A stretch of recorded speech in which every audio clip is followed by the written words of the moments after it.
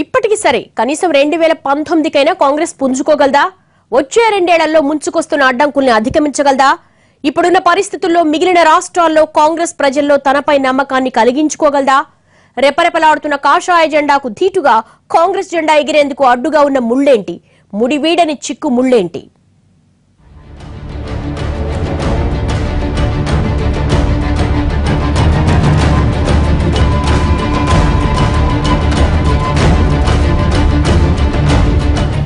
ఒకప్పుడు దేశాన్నేలిన పార్టీ నేడు క్రమక్రమంగా అన్ని రాష్ట్రాల్లో పట్టు కోల్పోతూ రావడం స్వయంకృతాపరాధమే.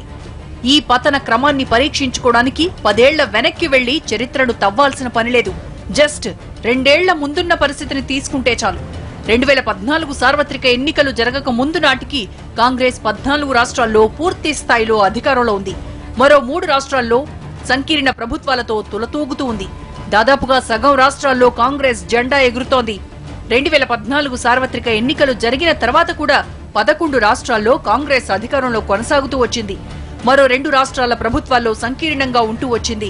ఇక 2017 యూపీ ఎన్నికల తర్వాత కాంగ్రెస్ పరిస్థితి చూస్తే కేవలం 6 రాష్ట్రాల్లో మాత్రమే పూర్తి స్థాయిలో అధికారంలో ఉంది. ఇందులో 3 ఈశాన్య రాష్ట్రాలే. ప్రస్తుతానికి కాంగ్రెస్ పార్టీ పంజాబ్, హిమాచల్ ప్రదేశ్, కర్ణాటక, అరుణాచల్ ప్రదేశ్, మేఘాలయ, మిజోరాం రాష్ట్రాల్లో మాత్రమే పూర్తి స్థాయిలో అధికారంలో ఉంది. బీహార్ అధికార ప్రభుత్వంలో సంకీర్ణ భాగస్వామ్యం ఉన్నా అక్కడ నిర్ణయాత్మక స్థాయిలో మాత్రం కాంగ్రెస్ లేదు. ఈ 6 రాష్ట్రాల్లో కూడా మరింత కాలం అధికారంలో కొనసాగే పరిస్థితి కనిపించడం లేదు. ఇప్పుడున్న పరిస్థితుల్లో కాంగ్రెస్ తన సత్తా చాటుకోవడానికి మరో 2 ఏళ్లే సమయం ఉంది. 2019 సార్వత్రిక ఎన్నికల్లోగా కాంగ్రెస్ పూర్తి స్థాయిలో పుంజుకోకపోతే ఆ తర్వాత మళ్లీ గత పరిస్థితే ఎదురయ్యే ప్రమాదం లేకపోలేదు. కానీ ఈ లక్ష్యాన్ని సాధించడానికి కాంగ్రెస్ పార్టీ ముందు 2 ప్రధాన అవరోధాలున్నాయి. మొదటిది సమయం చాలా తక్కువగా ఉండటం, రెండోది సమర్థమైన నాయకత్వం లేకపోవడం. ఈ 2 కలిసి కాంగ్రెస్ పతనావస్థను మరింత దారుణమైన స్థితికి దిగజారుస్తున్నాయి. గోరు చుట్టు మీద రోకలిపోటు అన్నట్లు ఈ 2 ఏళ్ల వ్యవధిలోనే దాదాపుగా 10 రాష్ట్రాల అసెంబ్లీలకు ఎన్నికల బాజా మోగబోతోంది. ఇందులో కాంగ్రెస్ పాలిత రాష్ట్రాలు కూడా ఉన్నాయి. ఇందులో 6 కాంగ్రెస్ పాలిత రాష్ట్రాలే ఉన్నాయి. అక్కడ కూడా కాంగ్రెస్ ఓటమి పాలైతే హస్తం పట్టులో మిగిలే రాష్ట్రాలు కేవలం 2 అవుతాయి. ఇలా 2 రాష్ట్రాల్లో అధికారంలో ఉన్న పార్టీ సార్వత్రిక ఎన్నికల్లో సత్తా చూపుతుందనుకోవడం అత్యాశే అవుతుంది.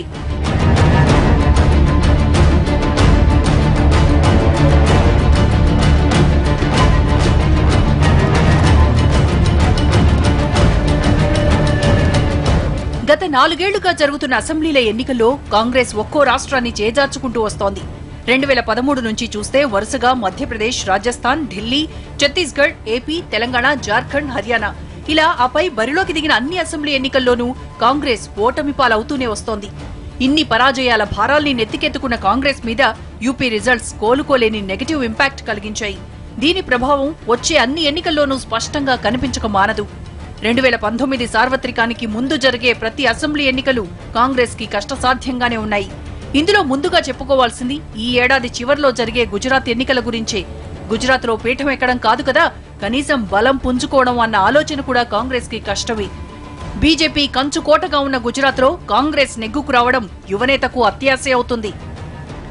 ఇక 2018లో ఎన్నికల ముందుకెళ్లే మరో పెద్ద రాష్ట్రం కర్ణాటక. ప్రస్తుతానికి కర్ణాటకలో కాంగ్రెస్సే అధికారంలో ఉంది. అంత మాత్రాన అదే మరోసారి తన హవా కొనసాగిస్తుందనుకోవడం పొరపాటే అవుతుంది. ఎందుకంటే ఇప్పటికే కన్నడ కాంగ్రెస్ లో నెలకొన్న విభేదాలు పార్టీ పరువును కృష్ణమ్మలో కలిపేశాయి. దీనికి తోడు సీనియర్ నేతలైన ఎస్ఎం కృష్ణ వంటి వాళ్లు పార్టీకి దూరం కావడం పెద్ద ఇబ్బందిగా మారింది.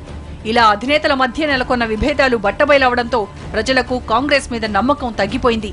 మరోపక్క చేజేతులా చేజార్చుకున్న కన్నడ రాష్ట్రాన్ని మరోసారి దక్కించుకుని దక్షిణాదిన బలం పుంజుకోవాలన్న కసితో అమిత్ షా ఇప్పటి నుంచే వ్యూహరచన చేస్తున్నారు. అంటే ప్రస్తుతానికి కాంగ్రెస్ కర్ణాటక మీద నమ్మకం పెట్టుకోవడం అత్యాశే అవుతోంది.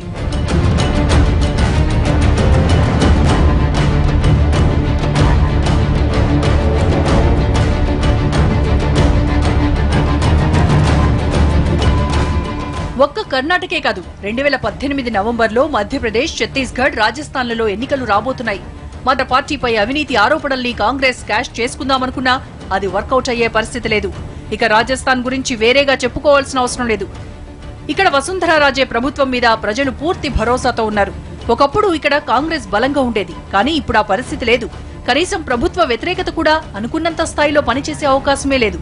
సో మొత్తంగా ఈ పెద్ద రాష్ట్రాలన్నింటి మీద కాంగ్రెస్ ఆశలు వదులుకోవాల్సిందే.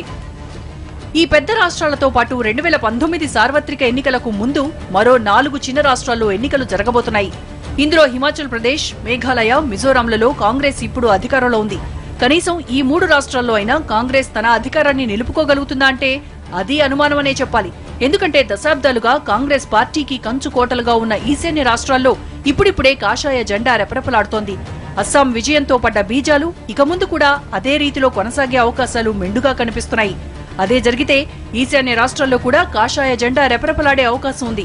అదే జరిగితే కాంగ్రెస్ చేతి నుంచి మరో 3 రాష్ట్రాలు చేజారిపోయినట్లే.